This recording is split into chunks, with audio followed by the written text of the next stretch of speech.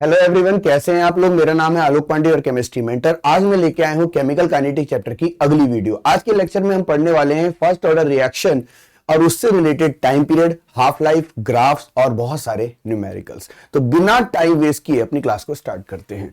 तो अब हम बात क्या करेंगे, स्टार्टिंग से ही हम बात करेंगे, डायरेक्ट क्वेश्चन पे ही अटैक करते हैं। Derive expression for time period and half life of first order reaction। तो बच्चों ये कैसे होगा, हमें इसको कैसे करना है, बहुत ही मन लगा के ध्यान से सुनना, ठीक है। शुरू करते हैं। तो अब हम बात कर रहे हैं, सपोज ए रिएक्शन, मान लीजिए एक रिएक्शन है जिसमें आर रिएक्टेंट किस में कन्वर्ट हो रहा है, आर रिएक्टेंट किस में कन्वर्ट हो रहा है, पी प्रोडक्ट में। तो अकॉर्डिंग टू रेट लॉ, जो हम रेट लॉ लगाते हैं उसके according rate of reaction must be directly proportional to reactant की पावर एक्स। फिर हम बोलेंगे for first order reaction obviously R is equal to k, reactant concentration power क्या होगा 1। अब हम इसको बोलेंगे माइनस का dr upon dt is equal to k, reactant concentration की पावर क्या हो गई 1। अब हम आगे बढ़ते हैं और देखते हैं कैसे करना है। तो बच्चों अब हम क्या करने वाले हैं, हम क्या देखेंगे कि dr तो अपनी जगह ही रखना है, dr के अपॉन में r ले आएंगे और इधर ले जाएंगे माइनस के dt, क्योंकि सेम टाइप की जो है कोफिशिएंट एक साथ रखे जाते हैं। अब हम बोलेंगे इंटीग्रेटिंग बोथ साइड्स। अब हम दोनों साइड क्या करने वाले हैं, इंटीग्रेट करने वाले हैं। क्या करने वाले हैं, इंटीग्रेट करने वाले हैं। तो अब हम क्या देखते हैं, integration of 1 upon R D R is equal to minus K integration of 1 dot D T. ये 0 से t, 0 पे ये क्या होगा आर नॉट और t पे ये क्या होगा आर टी। अब यहां पे दोबारा फॉर्मूला शायद आपने पढ़ा हो, D by D x of log x क्या होता है, तो 1 अपॉन एक्स। क्योंकि हम केमिस्ट्री देख रहे हैं तो हम केमिस्ट्री में लॉग एक्स ना देख करके हम क्या देखते हैं, L N X, natural log x. ठीक है, लॉग के दो बेसेस होते हैं, एक 10 और एक एक्सपोनेंशियल, तो हम एक्सपोनेंशियल बेस लेते हैं यहां पर। तो ये हो जाएगा D of L N X is equal to 1 upon x D x. फिर हम दोनों साइड इंटीग्रेट करेंगे और आप समझ गए होंगे कि मैं क्या कहने वाला हूं, ये कैंसिल। तो L N X is integration of 1 upon x D x. तो बड़े प्यार से 1 अपॉन आर डी आर क्या हो जाएगा, L N R, limit R 0 से आर टी। ऐसे ये माइनस के 1 डॉट डी टी क्या होगा टी, लिमिट क्या होगी 0 से टी। अब आप पुट करोगे L N R T minus L N R not is equal to minus K T minus 0, multiply both sides by minus 1। तो ये हो जाएगा L N R not, minus वाला प्लस और प्लस वाला क्या हो गया L N R T is equal to K T. Log में माइनस का मतलब डिवाइड और प्लस का मतलब मल्टीप्लाई, तो मैं इसको लिख सकता हूं L N R not upon में R T is equal to K T. तो मेरे प्यारे बच्चों, यहां से आपको अब टाइम पीरियड का फॉर्मूला निकल के आएगा। एल एन को लॉग बनाएंगे तो 2.303 अपॉन में के लॉग आर नॉट और आर टी। कई बुक्स में आपको यही टाइम पीरियड का एक्सप्रेशन 2.303 अपॉन के लॉग ए अपॉन में ए माइनस एक्स जरूर मिलेगा। आई होप आपको अभी तक समझ आया होगा। एक बार दोबारा देख लीजिए। हमने बोला सपोज ए रिएक्शन जिसमें आर रिएक्टेंट किस में कन्वर्ट हो रहा है, पी प्रोडक्ट में। तो रेट लॉ के अकॉर्डिंग रेट जो है वो रिएक्टेंट पावर क्या होगा एक्स, क्योंकि हम फर्स्ट ऑर्डर की बात कर रहे हैं तो एक्स की जगह बेटा क्या आ जाएगा 1। फिर हमने आर वाला कोफिशिएंट इधर और dt को उधर लेगा, देख ही सकते हो आप। इंटीग्रेट किया 1 डॉट dt, t हो गया 1 अपॉन में r, ln r हो गया। ln r की आपने लिमिट रखी है r नॉट से आर टी। तो एक बार आप L N R T put करोगे और एक बार L N R not, log में माइनस का मतलब डिवाइड, नेचुरल लॉग को लॉग बनाने के लिए किससे मल्टीप्लाई किया 2.303। कई बुक्स में आर नॉट को ए नॉट और आर टी को ए नॉट माइनस एक्स, एक्स क्या है डिसोसिएशन, है ना। तो एक बार देख लीजिए, फिर हम चलते हैं इसकी हाफ लाइफ पर। ओके तो बेटा अब हम बात करेंगे हाफ लाइफ की। हाफ लाइफ एक्सप्रेशन और first order reaction. First order reaction के लिए हाफ लाइफ, तो पहले हम हाफ लाइफ के बारे में दोबारा डिस्कस करेंगे। Half life is time period when final concentration of reactant is half of the initial concentration. Half life is the time period when final concentration is half of initial, मतलब अगर मैं T को T1/2 put करूं तो हमें RT की जगह R0/2 रखना ही होगा। अब हम बात करेंगे फॉर फर्स्ट ऑर्डर रिएक्शन। तो फर्स्ट ऑर्डर रिएक्शन में टाइम पीरियड का फॉर्मूला है 2.303 डिवाइडेड बाय के log R0 divided by RT, जिसमें हम T को जैसे ही T हाफ करेंगे 2.303 अपॉन में के, R0 तो R0 रहेगा बेटा, RT हो जाएगा R0 डिवाइडेड बाय 2। तो आप समझ ही सकते हो कि T half will be equal to 2.303 upon में के log 2। अब log 2 की वैल्यू काफी बच्चों को पता होगी, 2.303 अपॉन में के log 2 है 0.3010। जब हम इसे मल्टीप्लाई करते हैं तो 0.693 डिवाइडेड बाय के आ जाता है। तो ये बहुत ही सिंपल सा डेरिवेशन आपके सामने, आई होप आपको अभी तक सारा क्लियर हो गया होगा। तो अब हम आगे बात करते हैं। अब हम क्या देखेंगे, ग्राफ। ग्राफ में तीन तरह के ग्राफ बनाए जाएंगे। एक तो ln R0 या log R0 वर्सेस T, दूसरा rate versus concentration of reactant,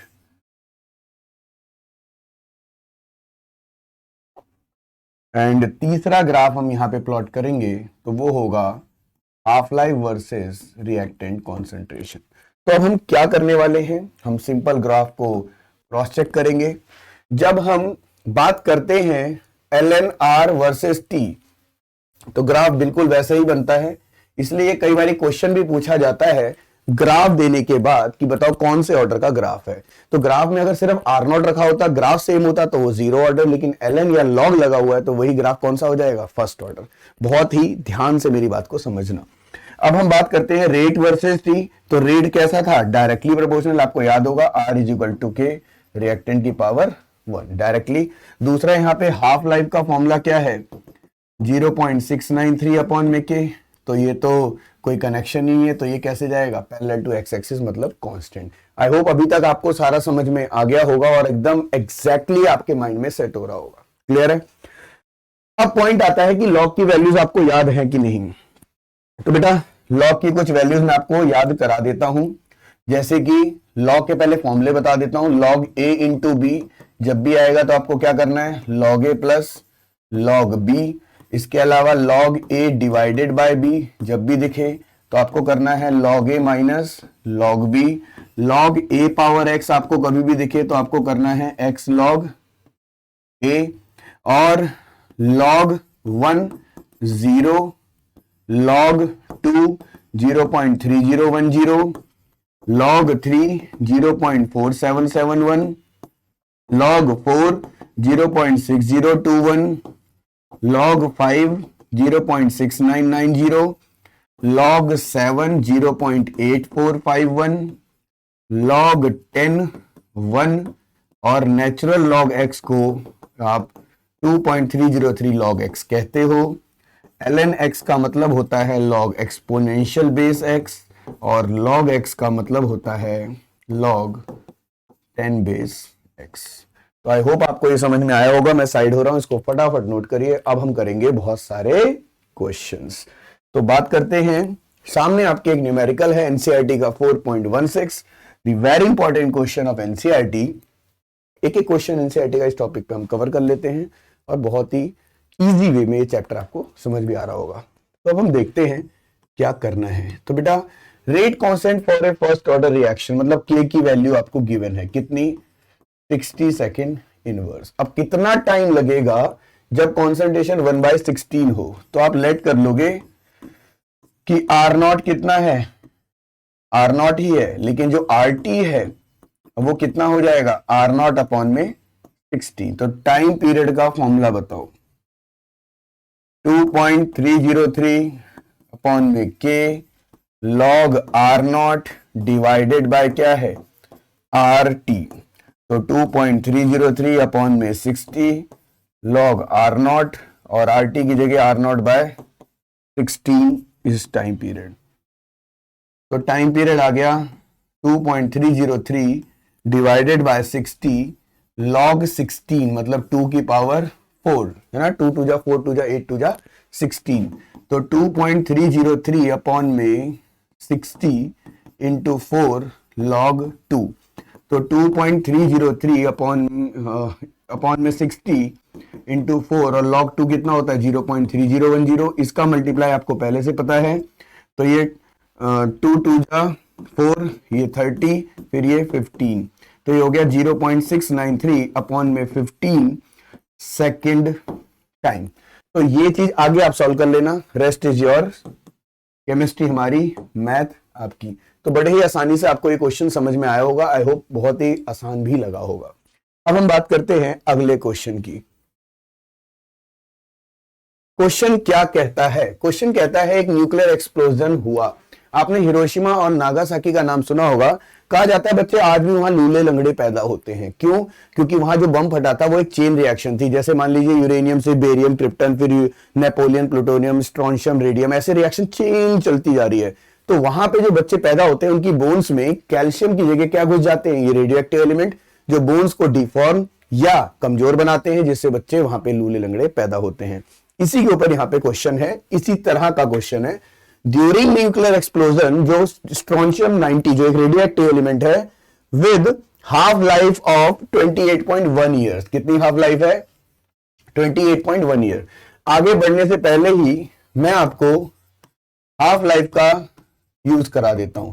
पहली बात, हमें यूनिट नहीं चेंज करनी। अगर हाफ लाइफ ईयर में है तो आपको उसको सेकंड मिनट में नहीं लाना, वो ईयर में ही रहेगी। अब हाफ लाइफ का फॉर्मूला क्या है, 0.693 अपॉन में के इज इक्वल टू 28.1। तो के कितना आ जाएगा 0.693 अपॉन में 28.1, यूनिट क्या होगी, ईयर इनवर्स। फिर कहता है अगर 1 माइक्रोग्राम स्ट्रोंशियम एक बच्चे की बोन में चला जाए तो बताओ कैल्शियम की जगह तो कितना 10 साल बाद बचेगा और कितना 60 साल बाद बचेगा। तो सबसे पहले आप बात करोगे if t is equal to 10 year, अगर बच्चा 10 साल का है तो टाइम पीरियड का फॉर्मूला क्या है 2.303 अपॉन में के log are not divided by क्या होता है आर टी, राइट। तो t तो आपको 10 साल रखना है, 2.303 अपॉन में के क्या रखोगे 0.693 अपॉन में 28.1, आर नॉट क्या होगा 1 माइक्रोग्राम मतलब 10 की पावर -6 डिवाइडेड बाय क्या होगा x। थोड़ा सा मैं आपकी हेल्प कर देता हूं सॉल्व करने में। तो 10 इंटू 0.693 अपॉन में 28.1 अपॉन में 2.303 इज इक्वल टू लॉग 10 की पावर -6 माइनस लॉग x। तो ये तो आप सॉल्व कर लेंगे, -6 आ जाएगा। तो लॉग x का हमको एंटी लॉग लेना है। एंटी लॉग के लिए आप मेरी वीडियो देखना, वहां लॉग एंटी लॉग मैंने बहुत डिटेल में समझाया हुआ है। इसके बाद हम बात करेंगे केस की अगले, अगर t की जगह क्या है 60 ईयर, तो टाइम का फॉर्मूला तो यही होगा 2.303 अपॉन में के लॉग आर नॉट अपॉन में क्या हो जाएगा बेटा आर टी हो जाएगा। यहाँ 60 रखोगे, अगेन यहाँ पे 0.693 अपॉन में 28.1 लॉग आर नॉट, तो वही 10 की पावर -6 और आर टी को दोबारा क्या मान लोगे, x मान लेना या आप इसको y मान लेना, तो इससे सॉल्व कर लेना तो आपको एक्सप्रेशन आ जाएगा। आई होप आपको बिल्कुल समझ में आया होगा, इसको फटाफट नोट करिए, आगे चलते हैं। ओके, ये बहुत ही इंटरेस्टिंग क्वेश्चन है, क्वेश्चन को ध्यान से देखिए, काम आएगा आपके। एनसीईआरटी का 4.18 है ये क्वेश्चन। क्वेश्चन कहता है for a first order reaction, किसके लिए, for a first order reaction show that time required for 99% completion of the reaction is twice the time required for 90% completion. कुछ नहीं करना इस क्वेश्चन में। इस क्वेश्चन में आप सिंपल सा एक फंडा यूज करेंगे। क्या है वो फंडा, डायरेक्ट आप T99% को T90% से क्या कर देंगे, डिवाइड। फॉर्मूला लगाएंगे 2.303 अपॉन में k लॉग 100 के अपॉन में क्या बचेगा 10 डिवाइडेड बाय 2.303 अपॉन में k लॉग 99 तो बेटा यहाँ पे 1 बचेगा, है ना। 100 के अपॉन में क्या बचेगा 1 और यहाँ 100 के अपॉन में क्या बचेगा 10। तो आप देख सकते हो ये तो कैंसिल हो गया। T99% अपॉन में T90 will be equal to log 100 क्या होता है 10 का स्क्वायर और ये क्या बचा लॉग 10। तो आप देखिए T99% divided by T90% will be equal to 2 log 10 divided by log 10। तो कट गया। तो आप देख सकते हो T99% कहीं ना कहीं सॉल्व करने पे क्या आ गया, ट्वाइस ऑफ T90%। क्लियर है। तो एक बार क्रॉस चेक कर लीजिए, फिर हम अगला क्वेश्चन करते हैं। ओके, क्वेश्चन है a first order reaction takes 40 minute for 30% decomposition, calculate half life. तो अब हम क्या करेंगे, फॉर 30% हम क्या कर रहे हैं, आंसर कर रहे हैं। फॉर 30% अगर हम बात करें तो आप लेट कर लेंगे कि जो आपका आर नॉट है वो 100 m है और जो आर टी है वो ऑटोमेटिकली 70 m बचेगा। टाइम पीरियड का फॉर्मूला क्या होता है 2.303 अपॉन में के लॉग आर नॉट अपॉन में आर टी। अब कितने मिनट है 40, तो टाइम की जगह 40 रखिए। 2.303 अपॉन में के लॉग 100 अपॉन में क्या है 70। तो k is equal to 2.303 upon में 40 लॉग 10 माइनस लॉग 7। तो k is equal to 2.303 upon में 40 लॉग 10 1 है और ये होगा 0.8451। तो सॉल्व करके k आ जाएगा। फिर हाफ लाइफ का फॉर्मूला क्या होता है, but half life is equal to 0.693 upon में k। तो 0.693 और k जो यहां पे आएगा वो आप यहां पे पुट कर देना, तो आपको क्या मिल जाएगा हाफ लाइफ। ये क्वेश्चन भी आई होप आपको अच्छे से समझ में आ गया होगा।